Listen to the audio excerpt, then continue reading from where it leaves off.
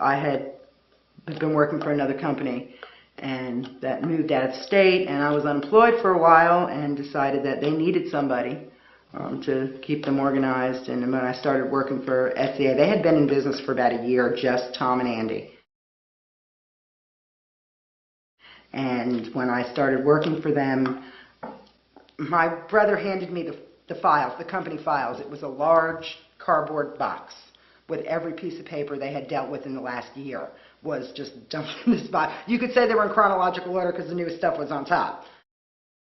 But that was pretty much how we started, and we were working at home. My desk was next to my bed, and when the phone rang in the morning, I rolled out of bed and started work. And if the phone rang at 8 o'clock in the morning, I started work at 8 o'clock, and if it didn't ring till 10 o'clock, I didn't start work till 10 o'clock. My partner and I were in software consulting at the time, doing a lot of programming. And our customer base had taken us into PCs and PC programming from the mainframes. And, we write programs. So we were spitting out programs left and right, and we figured we were going to try selling a few of them. And we had customer support, and we had other reasons, and we decided, well, let's try setting up a bulletin board, see if that'll help out at all, or besides it looked interesting.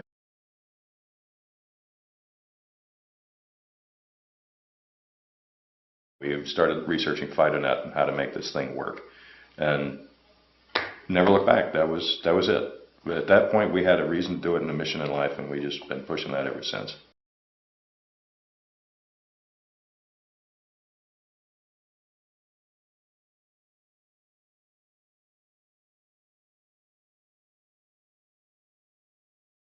I mean, he generated a tremendous amount of technology, and more than technology, concepts. Conceptually, he took steps.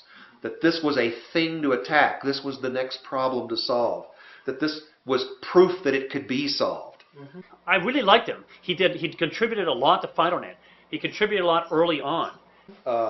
And he took in many ways, more of those steps than very many single people did. He contributed a lot of stuff. He contributed ARC. He worked his butt off on FidoNet. He was a genuine contributor. You know, he started out as a seaman. That was what he was. He was like one of the guys who goes on to the freighters and goes around the world. And he's a total genius, absolute genius, photographic memory, amazing person, and with some of the greatest stories. Without him, FidoNet wouldn't have grown the way it did because the mailer could be on all the time rather than just at 4 o'clock in the morning. Without him, there really wasn't going to be Echo Mail, which is what got all of BBS's to really hit some critical mass. Absolutely.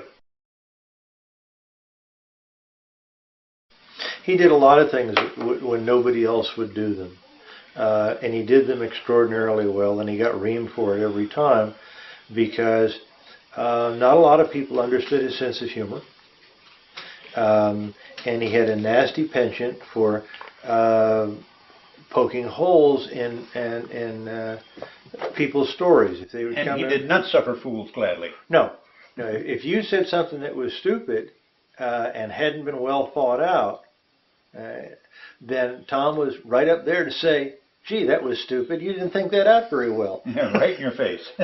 And, I was a big advocate for Tom for a long time and tried to really take his side in a lot of stuff for quite some time in those early days of FidoNet. But it just became difficult at a certain point because his idea of how he should respond didn't feel like something that, to me, was going to get him there. We always got along, even though there was a point where for a period, we didn't want to be literally in the same room because it was just tense. But yeah, so he's a complicated guy, and he's done a lot of good stuff. And I think he really means. I don't think he ever meant badly for anybody.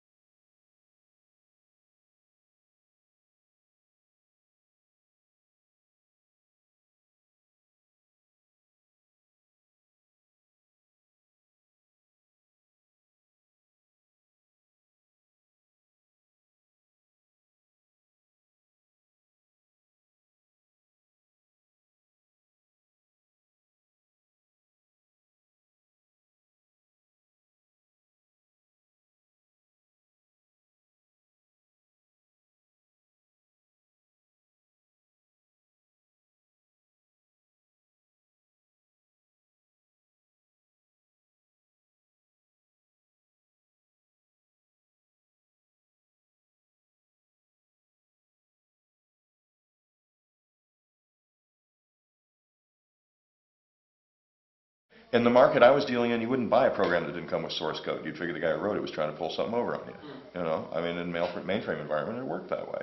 He started out with things being free.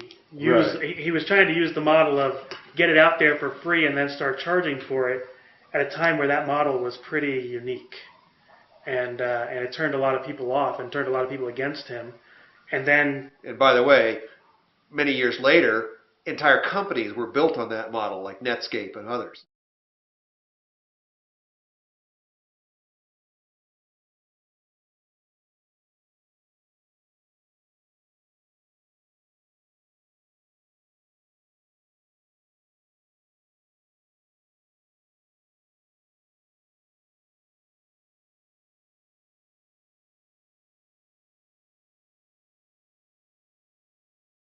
I called him up one day and I said, do you take something electronics? I don't know. It was a professional publication. And he said, no. I said, well, you advertise in it. And he says, yeah. And I says, well, directly opposite your ad is an ad for PK Arc. Quote, the other Arc program, close quote. Yeah. Dead silence on the other end. And finally he said, say that again. And I read it back to him again. So he went out and got a copy of the magazine and looked it up. And oh, he was mad.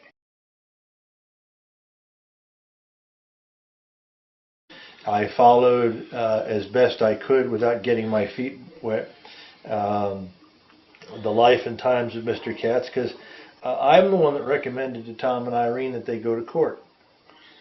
And so I felt in many ways a bit responsible for that outcome.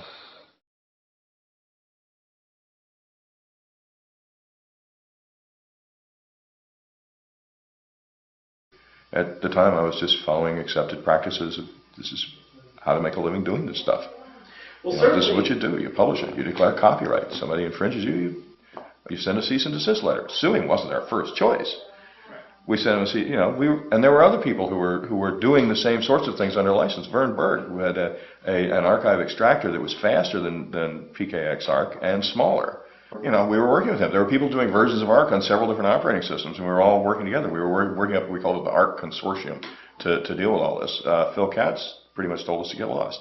Said his was a completely original work. It had absolutely nothing to do with anything that we had ever done. It was just he and his mom came up with it sitting around the kitchen table. No resemblance. All purely coincidental. Of course, you know, our expert witness got a hold of his source code. It turns out to have my comments in it. So,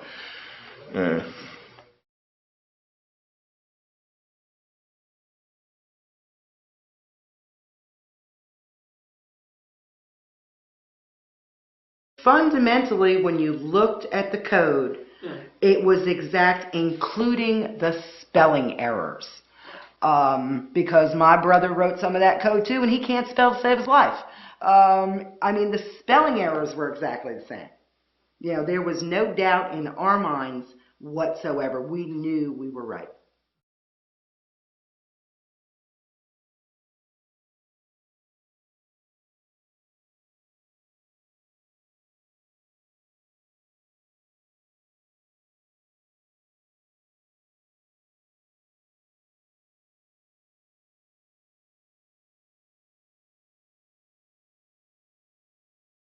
I remember that Tom spelled his name with an H. I remember SEA stood for System Enhancement Associates.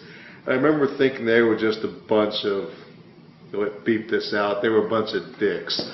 And, you know, picking on this little guy who was trying to make something better. So what? He called it this. Fine. He changed the name to something else, and they still wouldn't let him go.